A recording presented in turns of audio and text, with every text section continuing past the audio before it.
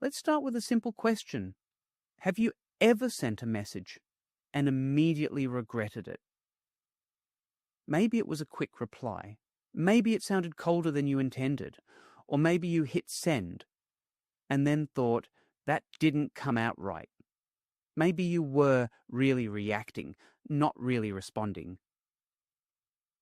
Now, as a leader, this hits a little differently because it's not just about one message. It's about how that message lands on your team. In a remote setup, we don't have tone. We don't have body language.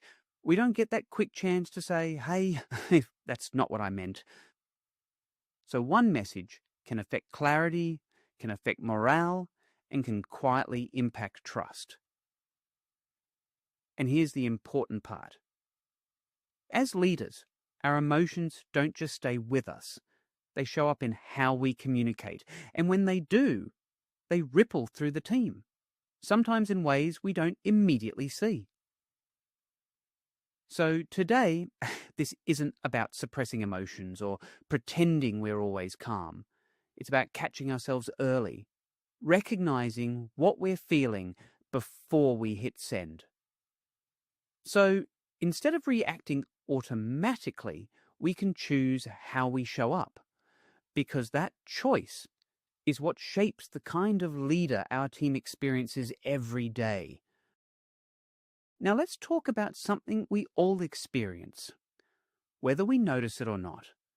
An emotional trigger is anything that causes a strong, immediate reaction, usually before we've had time to fully think it through.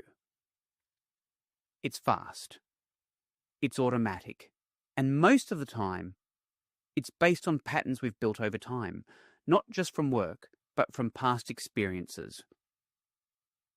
In leadership, these triggers often show up in familiar ways: frustration, defensiveness, impatience, like withdrawal, or sometimes over-control. And if we're being honest, we've all experienced at least one of these. Now, in a remote setup, this becomes even more tricky because we're mostly relying on chat messages, delayed responses, short or sometimes unclear communication. There's very little context, no tone, no facial expressions, no instant clarification. So what happens? We don't just react to what's actually happening. We react to what we think it means. We fill in the gaps with assumptions, and those assumptions can feel very real in the moment.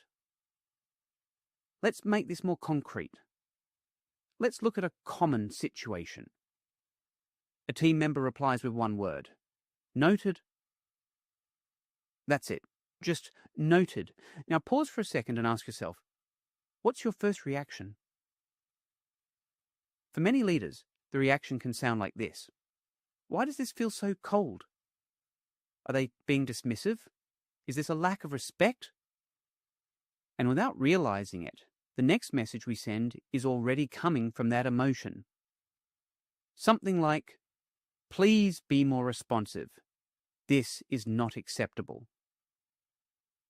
Now let's look at a different approach. A self-mastered leader still feels the reaction, but instead of acting on it immediately, they pause.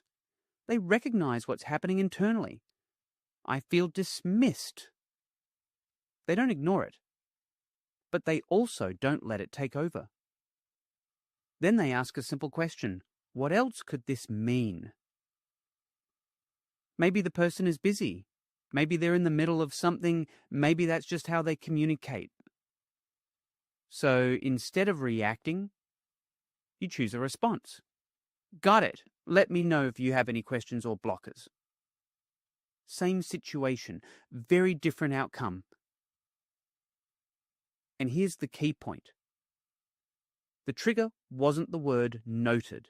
The trigger was the meaning we attached to it.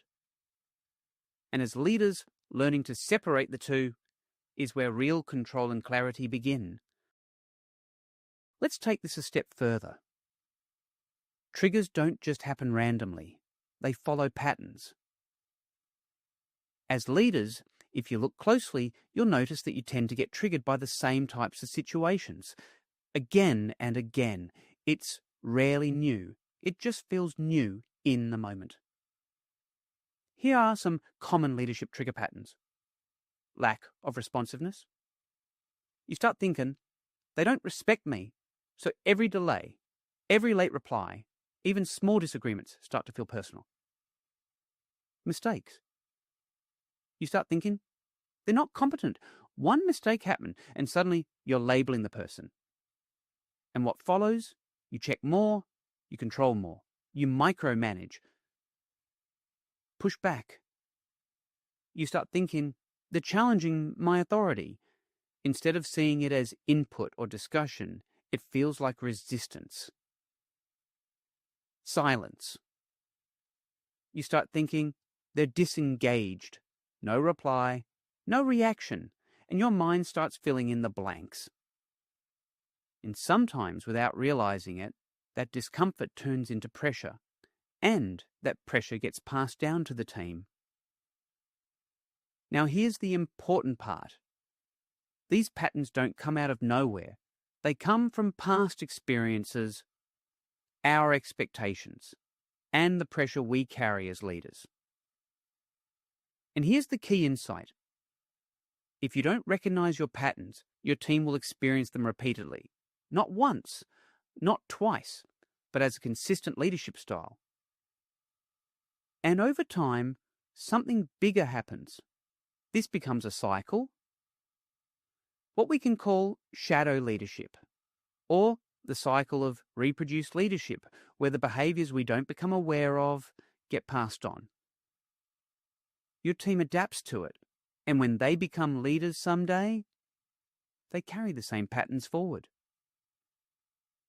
So if you ever feel like you're stuck in this cycle, here's a powerful question to ask yourself. Is this employee actually disrespecting me?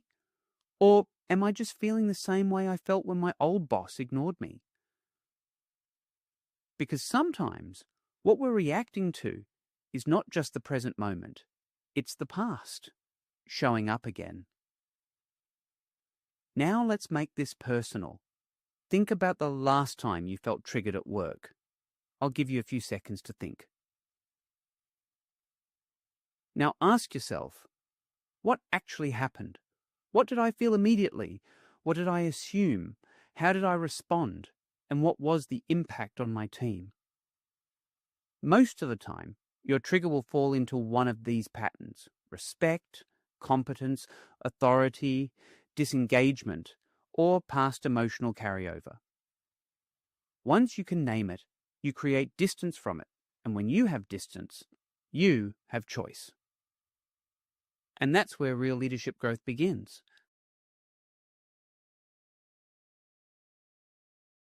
Let's take another example, this time in a virtual meeting.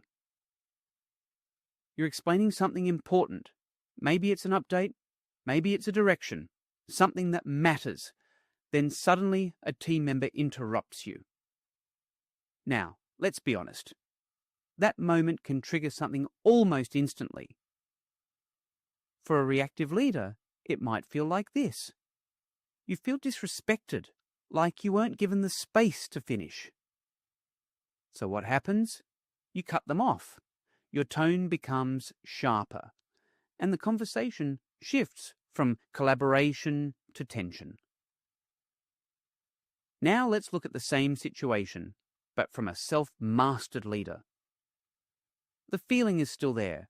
You still notice, I'm feeling interrupted and a bit annoyed, but instead of acting on it immediately, you pause. And then you respond with intention. Let me finish this thought, then I'll come back to you. Simple, clear, controlled. Same situation, same trigger, different outcome. Now, really look at the impact difference. When we react, we create tension. We shut people down. Sometimes we don't even realize it, but we send a message. Don't speak unless it's perfectly timed. But when we respond with control, we create structure. We create psychological safety. We show the team that they can participate without fear of being shut down. When a leader is a slave to their triggers, the team is always on edge. They second-guess themselves. They hold back. They play safe. But when a leader practices self-mastery, the team feels safe to contribute, to speak, to engage. And that's where better ideas come from. Now, let's make this practical. When you feel triggered, use this quick mental check. First, what am I feeling? Frustrated, disrespected, rushed? Second, what story am I telling myself? They don't care. They're being rude. They don't respect my time. Third, what's another possible explanation? Maybe they're just eager to contribute. Maybe they misunderstood the flow. Maybe they didn't realize they cut you off. That simple process creates something very powerful. Space. Space between what happens and how you respond. And that space is where leadership actually happens. Let's close this out with something important. As a leader, your emotional responses don't stay with you. They teach your team how to behave. If you react quickly, your team becomes cautious. If you respond intentionally, your team becomes confident. Because self-mastery isn't just personal, it becomes cultural. The way you handle pressure, the way you handle triggers, becomes the standard your team follows every single day.